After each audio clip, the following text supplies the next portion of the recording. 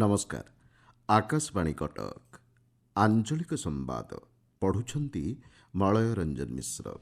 मुख्य संवाद देश में नकली सार और कीटनाशक उत्पाद प्रतिहत करने संसदर आगामी अधिवेशन में विधेयक आगत करेंगे सरकार।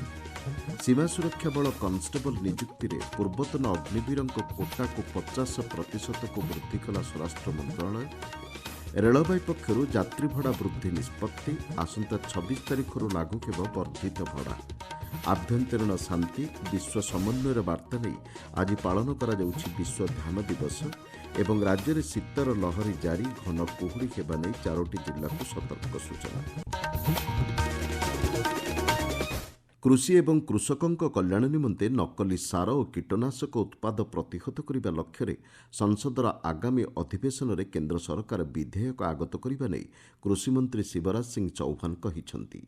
श्री चौहान कहिछंती ए संबंध में दृढ़ आईन प्रणयन कराजिबो एवं असाधु व्यवसायी विरुद्ध में कठोर कार्यानुष्ठान ग्रहण कराजिबो। नुआदिल्ली में चौधरी चरण सिंह किसान सम्मान उत्सव उद्बोधन देवा अवसर में से कहिछंती सरकार कृषि क्षेत्र में घटुवा विभिन्न नकली कारोबार प्रति सचेतन अछंती एवं दृढ़ पदक्षेप नेबा लागि प्रस्तुत हेउछंती। नकली सार कीटनाशक एवं फसल में व्यवहृत हेउथिबा अन्य केतेक उत्पादर बिक्री और व्यवहार नहीं मंत्री श्री चौहान चिंता व्यक्त करिछंती। संप्रति शेष होइथिबा शीतकालीन अधिवेशन में विकसित भारत जी रामजी बिल 100 दिन परिवर्ते 125 दिन कर्मनियुक्ति ग्यारंटी देउथिबा श्री चौहान कहिछंती। सीमा सुरक्षा बल बीएसएफ रे कन्स्टेबल नियुक्ति पर पूर्वतन अग्निवीर कोटा को 50% को वृद्धि करा जायछि। पूर्वरु यह 10% रहितिला। स्वराष्ट्र मंत्रालय पक्षर प्रकाशित विज्ञप्ति अनुसार प्रथम बैच पूर्वतन अग्निवीर सर्वोच्च बयस सीमा 5 वर्ष एवं परवर्ती अग्निवीर 3 वर्ष कोहल करा जायछि। पूर्वतन अग्निवीर शारीरिक मानदंड एवं दक्षता परीक्षा हेब नाही बोली विज्ञप्ति रे कुहा जायछि। सीमा सुरक्षा बाहिनी अण गेजेटेड साधारण ड्यूटी कैडर नियुक्ति नियम 2015 रे एथिपई आवश्यक संशोधन करा जायछि। रेलवे पक्षर यात्री भड़ा वृद्धि नहीं निष्पत्ति ग्रहण करा जायछि। वर्धित भड़ा आसंता 26 तारिख लागू हेब।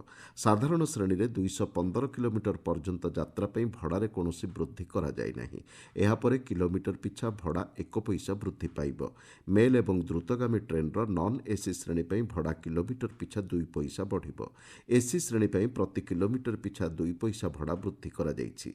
नॉन एसी श्रेणी में 500 किलोमीटर पर्यंत यात्रा पर यात्री को 10 टंका अधिक देवाक पड़िबो बोली रेलवे पक्षर कुहाଯାଇଛି।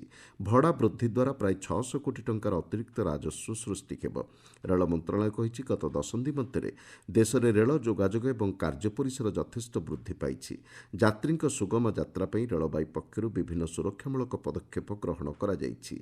रेल जोगे माल परिवहन क्षेत्र में भारत विश्वर द्वितीय राष्ट्रर मान्यता पाइछि। मानव संबल एवं अन्यान्य खर्च को दृष्टि रखी एही यात्री भड़ा वृद्धि करा जाइछि बोली मंत्रालय कहिछि। जातीय जल प्रकल्प में राज्यर अधिक नदी को सामिल करने ने एक प्रस्ताव पठाइबाकू केन्द्र बंदर जहाज और जलपथ मंत्रालय राज्य सरकार को परामर्श देइछि। मंत्रालयर सचिव विजय कुमार राज्य मुख्य शासन सचिव मनोज आहूजा को एने एक चिठी लिखिछंती। राज्यर किछि प्रमुख नदी को एही प्रकल्प में सामिल करा जाइछि। तेबे एथिरे सामिल हेबा नै संभावना थिबा राज्यर आउ किछि जलपथ संपर्क में विवरणी दाखल करने मंत्रालय राज्य सरकार को कहिछि। भद्रक जिले में आसंता मास 5 तारिख में धान मंडी खोलिब। तेबे धान क्रय एवं मंडी खोला नहीं चाषी को सचेतन करने लक्ष्य एक सचेतनता रथर आज शुभारंभ होइछि। जिला प्रशासन और भद्रक नियंत्रित बजार कमिटीर मिलित आनुकूल्य आरंभ होइथिबा सचेतन रथ को युवसेवा और क्रीड़ा मंत्री सूर्यवंशी सूरज पताका देखाई शुभारंभ करिसेंति। एही अवसर में मंडी में धान क्रय नहीं सरकार पक्षर ग्रहण करा जाइथिबा पदक्षेप गुड़िक उपरे मंत्री आलोकपात करिसेंति। नियंत्रित बजार समिति तरफ चाषी सचेतनता रथ शुभारंभ ये रथ सारा जिला बुलिकी चाषी मानक सचेतनता सृष्टि करिवो। चाषी मानक उद्देश्य रे सरकार जो आभिमुख्य रही जो इनपुट सब्सिडी 800 टंका प्रदान करा जाउछि एवं ओडिशा भारत वर्षर एकमात्र राज्य जे कि उभय रबी और खरीफ सीजन रे 2 थर इनपुट सब्सिडी प्रदान करके धानर क्विंटल मूल्य 3100 टंकार प्रदान करुछथि।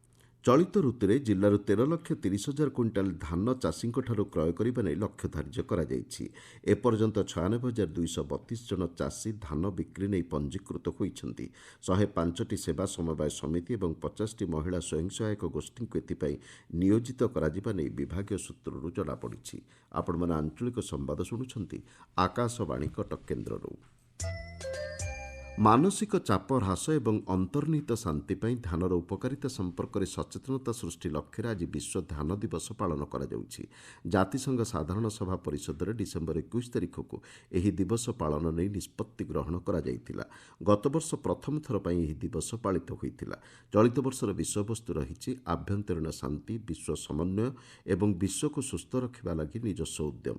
ମନର ବିଭିନ୍ନ ଅବସ୍ଥା ମଧ୍ୟରେ ସମାନତା ରକ୍ଷା କରିବା ଧ୍ୟାନର ପ୍ରକୃତ ଉଦ୍ଦେଶ୍ୟ। ଏହି ପ୍ରାଚୀନ ଭାରତୀୟ ଅଭ୍ୟାସ ମାନସିକ ଏବଂ ଶାରୀରିକ ସୁରକ୍ଷାକୁ ପ୍ରୋତ୍ସାହନ ପ୍ରଦାନ କରିବା ସହିତ ଚାପ ହ୍ରାସ ଏବଂ ଆଭ୍ୟନ୍ତରୀଣ ଶାନ୍ତି ପାଇଁ ପଥ ଉନ୍ମୁକ୍ତ କରିଥାଏ।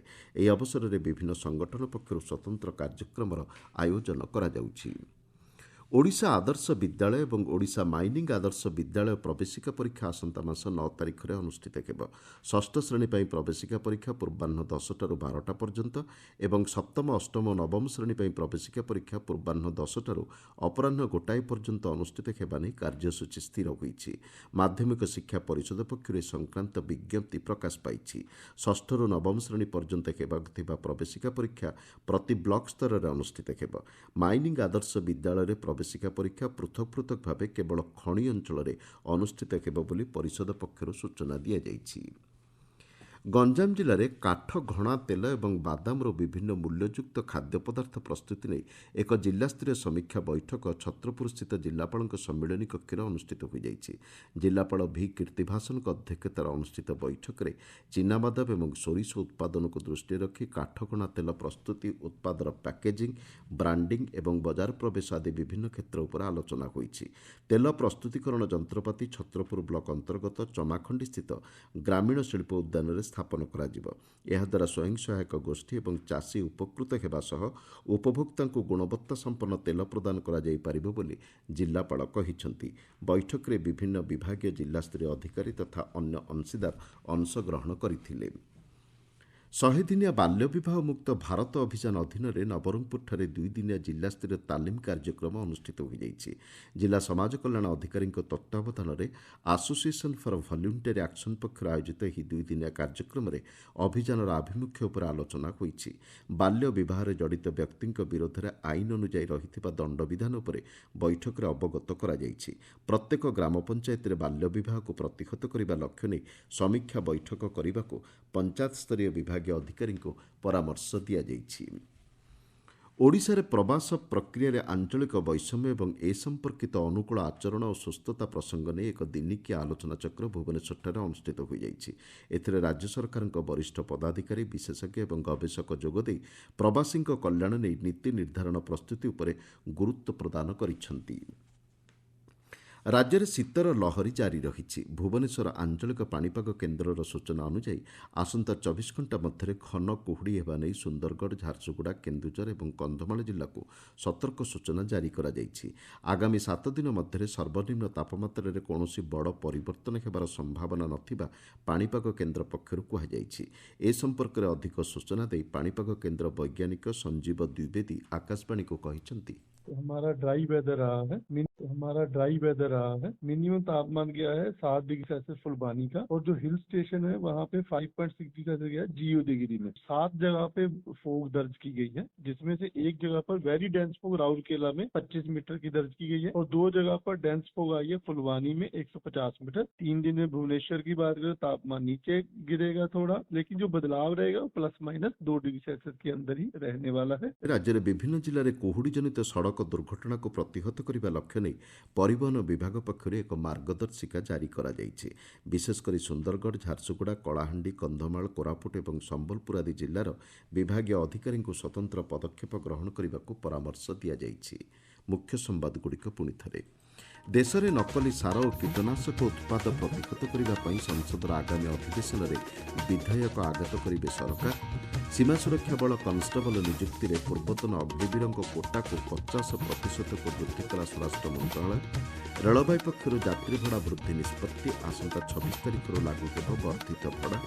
ଆଭ୍ୟନ୍ତରୀଣ ଶାନ୍ତି ଏବଂ ବିଶ୍ୱ ସମନ୍ୱୟର ବାର୍ତ୍ତା ନେଇ ଆଜି ପାଳନ କରାଯାଉଛି ବିଶ୍ୱ ଧ୍ୟାନ ଦିବସ ଏବଂ ରାଜ୍ୟରେ ଶୀତ ଲହରୀ ଜାରି, ଘନ କୁହୁଡ଼ି ହେବା ନେଇ 4ଟି ଜିଲ୍ଲାକୁ ସତର୍କ ସୂଚନା। ଆଞ୍ଚଳିକ ସମ୍ବାଦ ବର୍ତ୍ତମାନ ପାଇଁ ଏତିକିରେ ଶେଷ ହେଲା। ଆମର ପରବର୍ତ୍ତୀ ଆଞ୍ଚଳିକ ସମ୍ବାଦ ଶୁଣିପାରିବେ ସନ୍ଧ୍ୟା 6:45 ମିନିଟ୍ରେ।